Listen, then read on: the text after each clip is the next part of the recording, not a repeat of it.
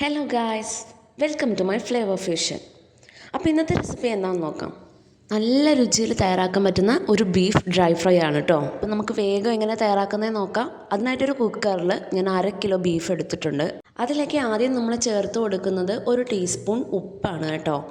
1/2 teaspoon pepper ഇട്ട് കൊടുക്കാം. 1 teaspoon മുളക് പൊടി, 1 ടീസ്പൂൺ മല്ലിപ്പൊടി, 1/4 ടീസ്പൂൺ മഞ്ഞൾപ്പൊടി. അതിനുശേഷം ചേർത്ത് കൊടുക്കുന്നത് 1 ടീസ്പൂൺ ജിഞ്ചർ ഗാർലിക് പേസ്റ്റാണ് കേട്ടോ. കുറച്ച് ലെമൺ ജ്യൂസ് കൂടി ഒഴിച്ച് കൊടുക്കണം. 1 നാരങ്ങയുടെ പകുതിയാണ് കേട്ടോ ഞാൻ എടുത്തിട്ടുള്ളത്. ഇനി ഇതെല്ലാം ചേർത്തിട്ട് നന്നായി കൈകൊണ്ട് തന്നെ ഒന്ന് മിക്സ് ചെയ്തെടുക്കണം.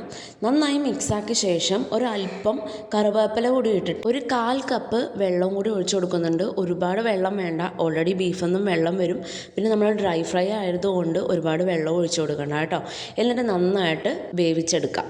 ഈ സമയത്ത് നമ്മൾ വേറൊരു പാൻ എടുത്തിട്ട് അതിലേക്ക് 2 ടീസ്പൂൺ എണ്ണ ഒഴിച്ചിട്ട് 1/4 ടീസ്പൂൺ കടുക്, കുറച്ച് കറിവേപ്പില, 1 സവോള നൈസായിട്ട് അരിഞ്ഞതാണ് കേട്ടോ, അതും കൂടി ഇട്ടിട്ട് നന്നായിട്ടൊന്ന് മിക്സ് ചെയ്ത് കൊടുക്കാം. നമുക്കിതിൽ വേറെ വെജിറ്റബിൾസ് ഒന്നും ആവശ്യമായിട്ട് വരുന്നില്ല കേട്ടോ, സവോള മാത്രം മതി.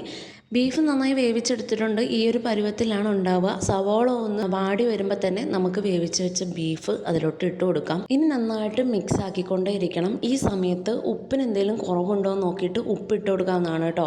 കുറച്ചുകൂടി ഡ്രൈ ആയി കഴിയുമ്പോൾ നമുക്ക് ഉപ്പ് ചേർത്ത് കൊടുക്കാനായിട്ട് പറ്റില്ല. അപ്പോൾ ഉപ്പിൻ്റെ അളവൊക്കെ നോക്കിയിട്ട് ഈ സമയത്ത് തന്നെ ഉപ്പ് ചേർത്ത് കൊടുക്കണം.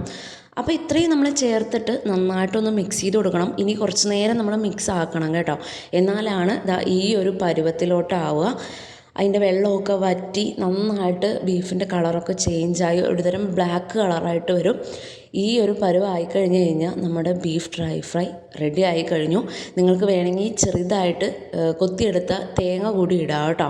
ഞാനിപ്പോൾ അത് ചേർക്കുന്നില്ല, നിങ്ങൾക്ക് ഇഷ്ടമുണ്ടെങ്കിൽ ചേർക്കാം. അപ്പോൾ ഇത്രയേ ഉള്ളൂ നമ്മുടെ ബീഫ് ഡ്രൈ ഫ്രൈ. കാണുമ്പോൾ തന്നെ എന്തൊരു ഭംഗിയാലേ, ടേസ്റ്റും ഇതേപോലെ അൾട്ടിമേറ്റാണ്. എല്ലാവരും ഒന്ന് ട്രൈ ചെയ്ത് നോക്കണേ. നിങ്ങളുടെ ഫീഡ്ബാക്ക് അറിയിക്കാനും വീഡിയോ ഇഷ്ടമായിട്ടുണ്ടെങ്കിൽ ലൈക്ക് ചെയ്യാനും സബ്സ്ക്രൈബ് ചെയ്യാനും മറക്കരുത് കേട്ടോ.